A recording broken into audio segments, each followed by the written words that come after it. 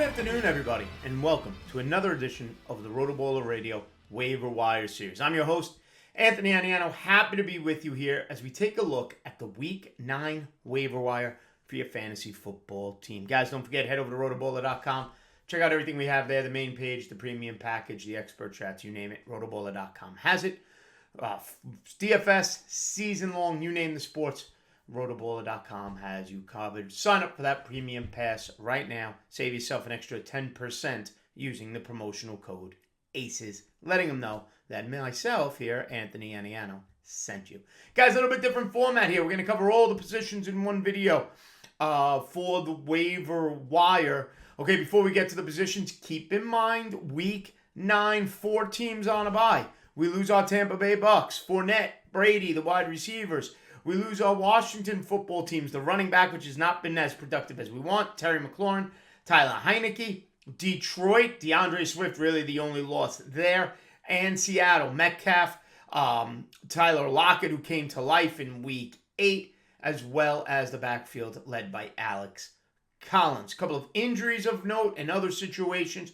Jameis Winston's knee, that looked bad. We wait to see what happens there.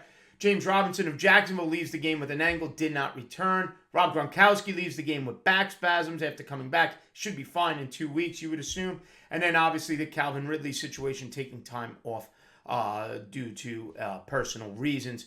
Who knows how long he will be out. Let's start at the running back position.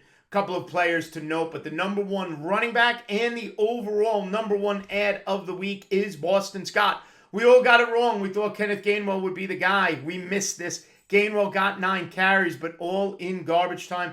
Boston Scott still only 19% rostered. Last week I had him as my number 5 running back. This week now, got to be mindful. He's got to be the number 1 go-to. 12 carries, 60 yards, 2 touchdowns. Doesn't catch the ball, which is usually his strong suit, so I expect that to even uptick next week for the Eagles against the Chargers. Boston Scott, a monster performance, 18 fantasy points. My number 2 running back, Carlos Hyde, just because opportunity awaits him depending upon the James Robinson injury situation. If Robinson would have missed some time, Carlos Hyde would be the guy. He finished with 13 fantasy points, a lot of it in garbage time. 9 carries, 32 yards. Was targeted 8 times by Trevor Lawrence, 6 for 40. Listen, they're playing Buffalo. It's a tough matchup. That Jacksonville offense is just not good, but there are garbage time points to be had. And if Robinson's out, Carlos Hyde expected to be the lead guy. And then at this point now, we're really looking at the bottom of the barrel at the running back position. Jordan Howard, I don't want to do this dance. I'm not doing this dance, but I got to mention a guy who gets 12 carries, 57 yards, and 2 touchdowns in that Charger matchup. Not a situation I want to use Howard. Maybe you float him as a contrarian play in the DFS format, okay? But the truth of the matter is he was the second option behind Boston Scott. Kenneth Gainwell was not. I'm not dropping Gainwell, however. I still have to see how this plays out. And be mindful of Ty Johnson of the Jets, who I've mentioned before. Michael Carter's going to get all the news for the Jets, and he was over 60% rostered. And the Jets did what I thought. If you listen to Scott Angle and I on the King and Pocket Aces show, Bengals give up a ton of catches to running backs. Mike White comes along and peppers them. Carter had, I think it was, 13 targets. Ty Johnson had 6 of his own, 5 receptions, 71 yards, and a touchdown. 4 carries for 15, 19.6 fantasy points. It's a quick turnaround for the Jets. They play Thursday night against the Colts. They already said Mike White will start, obviously, at quarterback. Ty Johnson in a DFS, maybe a single game play Thursday night, could be useful. You want to add him off the waiver wire if you have Michael Carter. He's only 5% rostered. Boston Scott, Carlos Hyde, 6% rostered. Jordan Howard, 2%. And Ty Johnson, 5% rostered. Also, quick mention, Mark Ingram, 37% rostered. If you have Alvin Kamara, get Mark Ingram on your team. He did see a little bit of work in the Saints' victory against Tampa Bay. At the wide receiver position, I've said his name before. Then he got hurt. He came back and once again was to his number 1 target. That's Devonta Parker of the Miami Dolphins, the number 1 ad at the wide receiver position for the week. Targeted 11 times by Tua. against Buffalo. 8 for 85, 16.5 PPR fantasy points, and a terrific matchup in Week 9 against Houston. Devonta Parker not only is an ad, but he's a play as a wide receiver 3 in Week 9. When he's on the field, he has been the number 1 target for the Miami Dolphin quarterback. At number 2 is Van Jefferson. Listen, if you're a Ram, you got to be on a fantasy roster. That's the bottom line. Van Jefferson, 6 targets, 3 for 88, 11.8 fantasy points. Still only 12% rostered, and I keep mentioning him. Devonta Parker, by the way, 34% rostered. Van Jefferson, 12% rostered. A great matchup against that Tennessee secondary in what should be a super fun matchup, Week 9. The Rams against the Tennessee Titans. Nonetheless, Van Jefferson, every week he's a sleeper, he's a value play. Van Jefferson continuing to put up fantasy points. Number 3, going back to that Jacksonville garbage time, Jamal Agnew. 12 targets, led the team in Week 8. He's got 25 targets in his last 3 games. Each of those 3 games, 10 or more fantasy points. He goes 6 for 38, and that late touchdown for the Jaguars, finishing at 15.8 fantasy points. Going against Buffalo, I don't love the Jaguars at all against this Buffalo defense, but Agnew putting himself on the fantasy radar. At number 4, Brandon Ayuk of the 49ers, rostered early. Everybody loved him. We know it's Deebo Samuel, the first option, but I can't ignore the Brandon Ayuk 7 targets, only 4 for 45, did get a 2-point conversion to finish with 10.5 fantasy points. Should be a shootout against Arizona. San Francisco's going to have to try to keep up with that Cardinals offense. Ayuk, 51% rostered.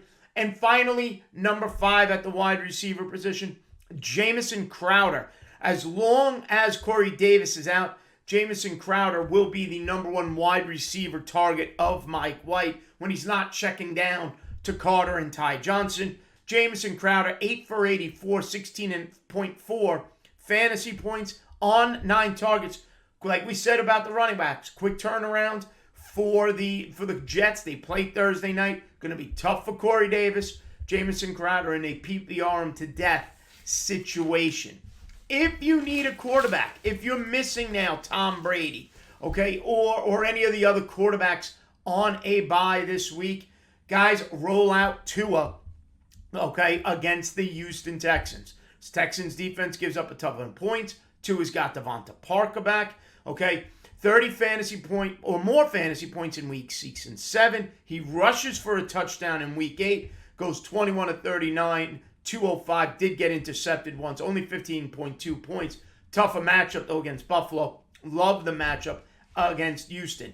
Okay, number 2, Justin Fields at Pittsburgh next week. 103 yards rushing and a touchdown, finishes with 27 fantasy points. He's only 22% rostered. 2 is still on the 40%, by the way, at 36% rostered. He sits at number 2. Jimmy Garoppolo, I'd love to put him higher, but Trey Lance hanging over his head. Jimmy Garoppolo, 2 touchdowns on the ground. Did throw for 322, however, against Arizona. He sits at number 4, actually. Number 3, I went out of order there. Pay attention to Taysom Hill. He's been out, coming off of a concussion. Don't know if he'll play next week. But Jameson Winston's knee did not look good. Taysom Hill has matchups against Atlanta and then Tennessee. Some good matchups there with some weaker defenses. Trevor Siemian's not going to be the quarterback if Jameis Winston's out for a while. As long as Taysom Hill is healthy, Hill will play. It's just a matter of when is Taysom Hill cleared from concussion protocol. And Taysom Hill is sitting at only 2% rostered. Now, right now you're saying, Anthony, what about Mike White? 3 touchdowns, 405 yards. Fun story. I'm not buying in just yet. I know he's starting Thursday night. I cannot start Mike White. 2 QB league, go get him. Zach Wilson's going to be out a few weeks. That's where Mike White is added. He's a 2 QB super flex add, but in a 12-team standard, Mike White still not a playable option in your fantasy league. Tight end position, 2 tight ends to mention. Pat Freiermuth of the Pittsburgh Steelers, 10% rostered, catches the late touchdown to give the Steelers the win. 4 for 44 and a touchdown, 14.4 fantasy points on 7 targets. He's got 12 or more fantasy points in his last 2 games. including 14 targets over those last 2 games. Okay, Frymuth becoming a reliable option for Big Ben. And Dan Arnold, another Jacksonville Jaguar garbage time point game, 8 for 68, 14.8. It's a desperation play. I don't trust the Jaguars, like I've said multiple times, against Buffalo. But Dan Arnold targeted 10 times. He's only 4% rostered. So when I look at the running backs and the tight ends, it's Boston Scott 1. It's Devonta Parker 2. At number 3 overall, it's Van Jefferson. At number 4, it's Carlos Hyde. And then give me the Jamal Agnews and the wide receivers. Running backs, add your depth. As far as the quarterbacks, go Tua, go Fields, Taysom Hill, and Jimmy G. Mike White, only in a 2 QB league. I can next Sunday, I could be telling you, add Mike White, depending on what he does Thursday night. Frymuth and Dan Arnold at tight end. And if you're looking for some defensive streamers, Miami, 12% rostered against the Houston Texans next week.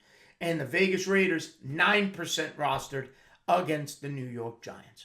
All right, everybody, give me a follow on Twitter at @Aniano Fantasy. Head over to rotoballer.com and check out all the great content there as well. Make sure you listen to Rotoballer Radio each and every week on SiriusXM. And like and subscribe. Hit that button right here on Rotoballer's YouTube channel or wherever you listen to the Rotoballer Radio podcasts. All right, folks. Like I said, Aniano Fantasy. Follow it on Twitter. And be smart. Be safe. We'll see you next time, folks. Have a good one.